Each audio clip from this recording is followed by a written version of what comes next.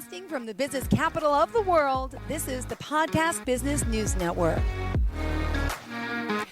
Happy holidays, everyone. We are with the Burn Through Catalyst speaker, Diana Bejasa, joining us here. And she, as a speaker, master life coach, and so much more. She's also an author. She's here helping so many people really manifest and live out your dreams. Today, we're talking firm boundaries, build stronger bonds. But before that, we're going to dive deeper, by the way. If you're on the podcast, on the Zoomcast, I see the QR code there. How's it going? Can I try it out? Yeah, go for it, Jill. All right, this is cool. Oh my goodness. This is awesome. So we can get our direct link right to you. Yes, exactly. All right, tell us a little bit about yourself and what it is you do, darling.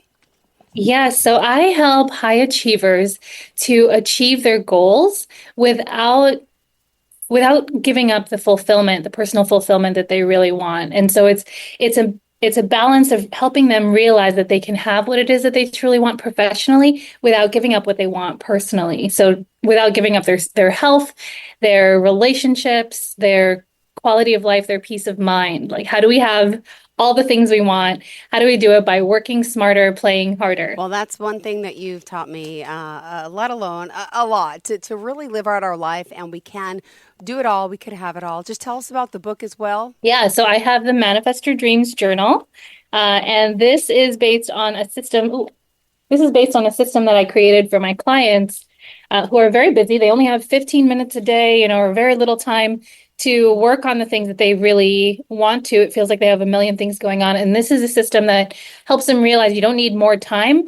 You actually need more focus. And we use some common success principles, but we use them in a really uncommon and unique way that helps them to achieve their goals, to see progress, to feel different, to see their results start to shift in just a month. Wow. Well, thank you. And it takes, just a month you start seeing those changes, right? For today, how do we contact you? What's the website? SavorLifeWithDiana.com. That's SAVOR lifewithdiana.com. Perfect. And for today, we're talking a little about firm boundaries and how that's helping people build firmer, stronger bonds, correct? Yes. All right. Break it down for us. So for a long time, I thought that firm boundaries pushed people away. Today I'm really glad that I have these wonderful relationships that are based on mutual trust, respect, and authentic connection. But I spent years exhausted, overwhelmed, constantly bending over backwards to make other people happy. And that just left me resentful, feeling like no matter how much I gave, it was never enough. And I found that really avoiding boundaries is what keeps us disconnected and stuck. Interesting. Yeah, it's funny because I've always felt stuck. I felt when I do set up some boundaries, I feel a little cruel doing so. But I got to let go of that. Hey, I'm entitled to have what I want or what I need and to be open and honest about it and not to feel bad or sorry for it, right? You find a lot of people, I'm sure, who put up boundaries are a little hesitant. Yeah, I think that boundaries get a bad rap for being something that, that feels almost like we're pushing people away. You know what I mean? And it's like we think that we have no choice but to break our boundaries to let other people in. And I believe that instead, it's like we can build a structure that allows for people to know how to come into our lives in ways that really allow them to be there for a longer time. Because I think when we break our boundaries in that way, when that resentment begins to build, that never leads to a really long, strong relationship. And it can be challenging, but sometimes the people who don't respect our boundaries, they're not really people we want around anyway. Yeah, very true. Let's move on forward now because you mentioned there the blueprint for true connection. So boundaries are not barriers. Let's repeat that. They are not barriers. So talk about the blueprint a little bit further. Yeah. So I don't think that boundaries have to isolate us. I think that they can actually help us create freedom to show up fully, authentically in our relationships. But what it is a reprogramming of how we see boundaries. And especially for a lot of us women, we may find that other people have, through conditioning since childhood, that we were taught, being a good girl meant saying yes to other people, doing what other people wanted, as opposed to what we really wanted. So we were kind of taught at a young age that it's it's preferable for us to fit into the mold, to do what other people think is right for us versus what we really want. And so anytime that we're really saying yes to what other people want and we really mean no because it's not what we want, we're lying to ourselves and to the people that we care about. And never can we grow a real connection when the base is dishonesty. Like we can't build real relationships on fake yeses, right? Like we think that setting these boundaries is selfish, but they're actually that foundation for intimacy and trust that we want to build in those strong, deep relationships. So while it might seem like saying yes is keeping the relationship alive, the truth is that every dishonest yes actually kills the intimacy, the trust, and the respect that we really want to be building with people. Interesting. All right. Thank you for that. And Diana, as a coach, life coach, you're working with mostly women, right? Yeah. To overcome these types of boundaries. And what are some of the biggest fears do people come to you and mention? What is the fear factor here when it comes to diving in deeper? I think they fear rejection. I think they fear loss of control. I think they fear losing people, right? Because we know how important it is to have the people that we love. But when we've learned that people love us for not saying no to them, Yeah. it can feel really hard for us then to say no when that's really what we want to say. And so I think that there's got to be a realization that we can't control other people, right? Like, so a lot of times, like we are afraid to place these boundaries in place because we're afraid of losing control. But the control is really the illusion. The real reason that boundaries feel impossible isn't because other people won't respect them. It's because you don't trust yourself to enforce them. And so every time you allow somebody to break those boundaries, you're allowing them to disrespect you. You're showing them, you're showing them what you're willing to accept. And I think that, it's not really that we're afraid of boundaries. We're really afraid of what it means if people don't respect them. I think we're almost afraid of standing up for ourselves, or we're almost afraid of losing that person without really understanding, like, maybe we don't want somebody around like that who doesn't respect our boundaries.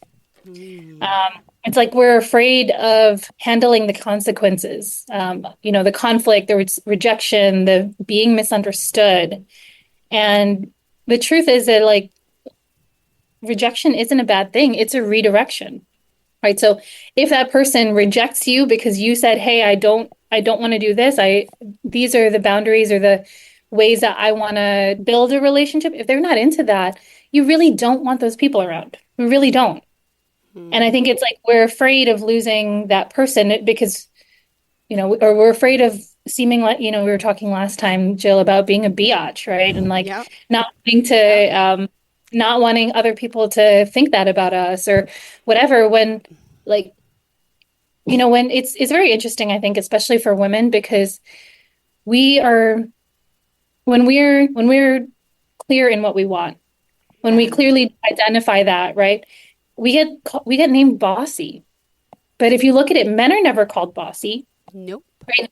They're never, they're strong, they're firm, they know what they want. They have direction. They're great leaders when they are clear about their boundaries. Yeah. And for us, it's like, no. Now you're a biatch. Now you are, you're difficult to work with, right? You are, you're difficult, right? And then, so and how many times, even I'm sure in the media industry, that term of being difficult to work with gets tossed around as a way to cause people to comply instead of to set boundaries. And I think when you look at the Me Too movement and all those different things, we can see that it's not, it's okay for us to say no. And there are many ways that we as women are often kind of conditioned into saying yes because we're afraid of the consequences of saying no. Yeah. Wow. That's a whole big issue. That is so true. I've dealt with this a whole life in my career with men and women, with me or my friends being more assertive, more this, and then we always seem to get punished in the end. And I'm just hoping this whole mentality changes. It's just like for a woman to speak up, we still, and you know, to everyone out there listening, yeah, that's just my opinion, but I know it. I feel it, you know, and it's such a shame because we work as hard, and then you have the whole pay gap and that whole situation where we're being paid less because we're women. It's just disgusting, but I'm hoping this all is changing and to learn to stick up for myself and be stronger and be fearless. But I still have that fear in me. I do. Yeah, it's hard. I don't think it's something that we will ever necessarily get completely away from, but I think that when we see those doors close, that there's an opportunity for us to believe that new doors are going to open. Yeah. That there's going to be another opportunity, that maybe that door closed in our face, though we could build the next door that we're looking for. So that we don't create the same situations that maybe other women in the past have experienced. And so for me, I think it's a lot about looking at, you know, okay, if this door closed, what's opened up for me? What opportunity do I have? How do I not just get to wait for the change that I want, but how can I be a part of the change that I want? You know, and it's hard, you know, when you set boundaries, when someone leaves or when people reject you or when it feels like your boundaries are not accepted, so somebody goes, right? You know, there's definitely like an element of that rejection that like I can definitely relate to, like even in my divorce, for example. But I think that it's a recognition of, okay, if it's not going to be this, what if it could be something even better? It's like sometimes we get so attached to the thing that we want, the job that we want, the relationship that we want, that we sacrifice ourselves in the process. And instead, I think if we set these strong boundaries, if it doesn't work out, what if we could believe that if it doesn't work out this way with our strong boundaries, it could work out even better another way. Yeah. And I think when we open ourselves up to that, that's when we begin to see opportunities. Instead of feeling rejected and like this path is closed for us, we can see ourselves as redirected in a different way that is really going to open this up and serve us in an even bigger way. Oh, I love it. Thank you so much. And Diana, remind us how we can reach out to you, please. Yes, you can find me on Instagram and Facebook at Diana Bejasa Speaks. And you can also find my website, savorlifewithdiana.com. That's SAVOR, lifewithdiana.com. Perfect. Thank you so much. And we're continuing now, obviously, talking more about keeping our firm boundaries, building stronger bonds, and build those bridges, as you say, not walls, with trust as the foundation. Yeah. So if you look at those relationships where we bend our boundaries, we are not only creating distrust with them, we're creating distrust with ourselves. And when a relationship is built on resentment and false connections, that relationship is never really going to stand the test of time.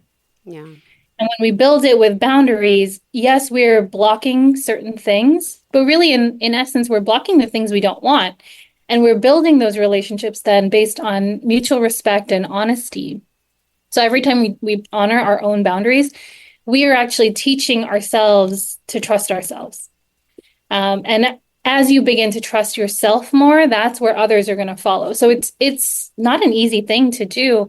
But again, I think that mindset shift of if I am going to be rejected, what if this is actually a redirection, right? What if like, you know, say in my divorce, for example, what if I lost a relationship so that I could be opened up to a relationship that I'm really supposed to have with a person I really am supposed to be with, right? And it's not that it's not sad, it's not that it's not painful, but when we open our minds up to this isn't the end of everything, this is the beginning of something beautiful and even better, that's where we begin to connect to new opportunity, and we begin to create something that's so much better and different than simply settling for less than we deserve, than losing ourselves in the process. You know, I know so many women when I've spoken to them who talk about like losing themselves in a marriage, sacrificing themselves to a degree where they look up and they're like, I don't even know who I am anymore.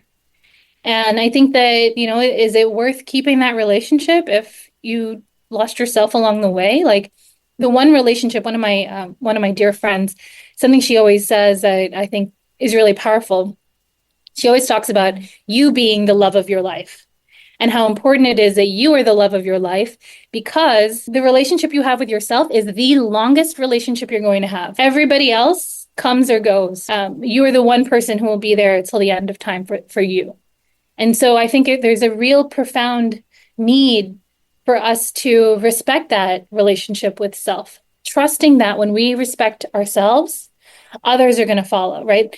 And I think that it also is a recognition that, again, we talked last time about that yes and paradigm. So if you didn't catch that episode, go back, look for that.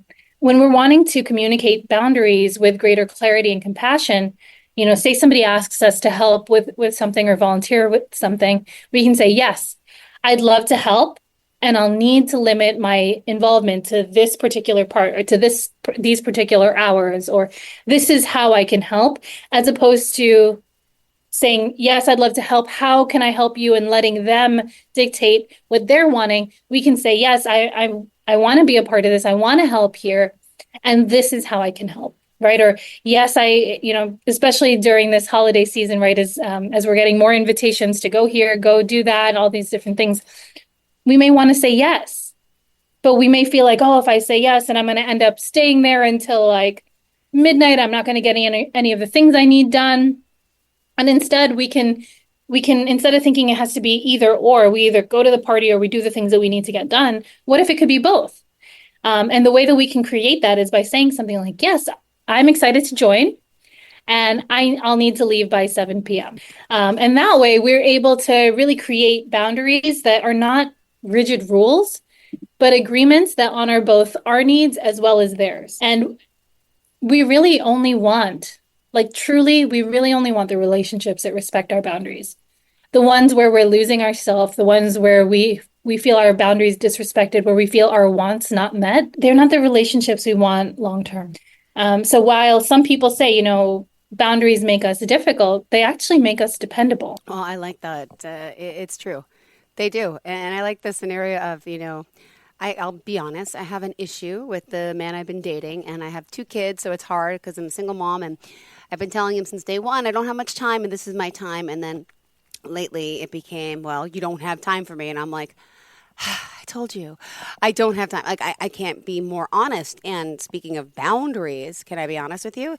He's never stayed at my house. My 2 kids and I still co-sleep, and that's my business. And this weekend he says, well, when am I ever going to be able to come stay at your house? And I said, I don't know. I said, well, you can go in the spare room. I just have to clean it up. My bins are all there. I said, no, but I want to sleep in your bed. And I'm like, no, I said, my kids are in my bed. I said, well, I've dated other women who have kids and they don't sleep in the bed. I said, well, that's other women. I said, I've been a single mom since day one. There was never a father figure in the house and a husband. So I'm assuming a lot of my friends who are married, they get the kids out of the bed early because husband and wife sleep together. We've never had that. It's been me and the boys. And so he kind of tried telling me, like, well, you should really start trying. I have other girls that I dated have done this. And I'm just like, that's them. This is me. They've had other men in their lives. I'm the only single person that has been single with my kids since day one. This is what we do. I said, well, it's not good for them. I said, well, maybe that's your opinion. I said, but it's also what I like. And I want to sleep with my children. And I said, it's like I was just very strict. And I set my boundary. I said, you could sleep over if you want, but it'll be in the other room. I said, the truth is, I try to get them in the other room. In the middle of the night, they always wake up. I said, it is what it is. And I don't mind, because one day that's going to change. But this is, not happening. I was like, yeah. Yes. Yeah. That's a boundary. But yeah, because I'm like, he's going to be mad. But I'm like, you know what? I don't care. I sound bitchy. I sound demanding, but this is what I want. Why should I cower down and do something that you think is right? You don't even know my kids that well. Like, no. So perfect example of boundary setting. I had to lay the law down this weekend. We'll see if he calls me this week. No, but really, I'm joking. But. Also, right, like what you really want, what you're saying there is you want a man who respects your boundaries. Yeah. And it's like you're setting that tone of like, it's either this or it's not. And if somebody doesn't respect that, they're not, I think there's that space for us to really consider, is that somebody I want to be part of my life? Because it's like, I think that in relationships, sometimes it starts with just a small boundary that we break, right? And then all of a sudden we're breaking bigger boundaries, and then we're breaking other things. And I think that's where we end up, in that place where we look at ourselves and we're like, who am I? How did I become this? I remember in in the process of getting divorced, like just seeing myself and being like, how did I become this shell of myself? Yeah. How did I lose this confidence in myself? And, I was like, I know myself to be this person, and I don't recognize myself anymore because of the ways that I was losing, because of the ways that I was compromising myself. And it's not even necessarily somebody else forcing, but sometimes it's us just simply yielding. Yeah. So I think that, I'm not saying never to yield. I think that relationships are built on, this back and forth, the give and take, but there have to be places where we say and set firmly what matters to us and what doesn't. And I think, I think our kids are a great example of that, in terms of course, this is a non-negotiable. And so sometimes we have an easier time setting boundaries there, but a harder time setting boundaries elsewhere. So I say, it's like, well, you have an easier time setting boundaries here. Like, what's the difference? And then oftentimes you'll see that there are stories that come up in the place where it feels hard for us to set those boundaries. And I think it's about looking at it and saying, what is that story? Like, why do I feel so confident in setting boundaries when it comes to my children and what's acceptable with them, and not so confident setting boundaries at work, or not so confident setting boundaries, in my personal relationships or anything like that. And what you'll notice is you'll have stories that come up. And the truth is that there really is no difference in the relationships. It's simply where you're willing to be firm and where you're not. And we can learn a lot about ourselves, our stories, like our beliefs, when you start to really question and look at why is it that I'm not willing to bend here, and I am willing to bend here. And a lot of times you'll find that fear of rejection, fear of losing people, all that other stuff. When the truth is, if you look in that other situation where you are willing to set firm boundaries, hey, if this person isn't going to be the one, then there's going to be somebody who does respect this and who understands this. So we can start to use that mindset that we have in the place where we're successful and begin to transfer it to the place where we felt less successful setting boundaries in the past. Wow. Beautifully said. All right. We still got a few minutes here, Diana. Wow. Important stuff today. And got me thinking, and I'll follow up with you next week how my boundaries are working. But yeah. Right? Yeah. Wow. As we get older, wiser, I think and have children, I think there's just a lot more for us to, makes us feel a little more confident speaking out. Unfortunately, a lot of us don't, but we got to gain that self-confidence. And hopefully you're helping people become more aware of that at a younger age before the wiseness kicks in. Yeah. I think sometimes it's like we've already experienced some loss. So we're like, this loss isn't as big as that. Do you know what I mean? And so sometimes it seems like we can set the boundaries a little bit easier because we're like, I already, I've lost this already. This is not, this doesn't compare to that. So whatever, if this doesn't work out, and I think that builds a little bit of that confidence. And, I think another thing that's really unique is that where women are not as conditioned to hear no, men are. There are lots of places when we're younger where it's like there's a societal conditioning around men ask women out, for example. Women don't ask men out tends to be the trend. It's not always how it goes, right? But again, we see that societally. And I think that there are lots of places where men are kind of conditioned to hear no and to not stop. And there's deeper things behind that where obviously they need to hear no and learn how to stop. But I think that for us as women, that we can look at and understand, again, no doesn't mean no forever all the time. It doesn't mean no, this is not possible. It can be a redirection. And instead, I think when we look at things in a way where it doesn't have to be yes or no, and there's, this binary, it's like, what if it could be another way? What if we could say, yes, like you were saying, yes, you can sleep over and you can sleep in the guest bedroom. Yes, you can sleep over and it can be this way. Or yes, you can, yes, I can be a part of this event. Or yes, I can work on this day and I can do it for 3 hours or 2 hours or whatever. And I'm thinking for myself, even as, I had a friend who recently was like, oh, okay, if you want to be on, if you want to do this with me, I need about 10 to 15 hours of your time every month. And I don't know if I want to give that. So I might say, yes, I'd love to be a part of this. And I can commit, I can commit probably 5 hours. And if that's not good enough, then probably we're not a good fit. Wow, love it. Well, Diana, we are out of time now. Great conversation. Remind us how we can reach out to you. And of course, help us start, sticking to all boundaries and being firmer and stronger. Thank you so much. Yeah, so you can sign up for a free consultation on my website. It's savorlifewithdiana.com. You can also find my links on my social media pages, Facebook and Instagram. It's Diana Bejasa Speaks. So that's DianaBejasa Speaks. Got it. Thank you so much. All right. Pleasure having you back. And hopefully I'll see you. Am I seeing you before the holidays? I believe so. Monday. Oh, good. Yep. So perfect. All right, good. Well, thank you so much. Always a pleasure having you, sweetheart. And we'll talk more next week. And I'll give you my update to how the boundary setting went. All right. Bye, sweetheart. Yeah. Thank you so much. Bye-bye.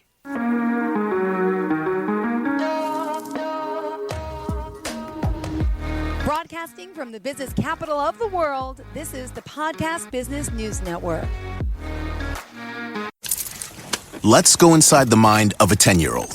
I should have worn those earrings today. I like those earrings. Gabby has those awesome earrings. I need to ask her where she got those, but that's just what she would want me to do. I'll have Michaela ask her for me. Buckle up, Sarah. Yeah, but then Michaela will be like, why don't you just ask her yourself? That's just like Michaela. Sarah, buckle up. Michaela's such a great name. I wish I was called Michaela. There's like a dozen Sarahs in my class. Hey, we're not hitting the road until you buckle up, honey. Oh yeah, seatbelt. I forget sometimes because my brain is like busy, I wonder if there's pizza at school today.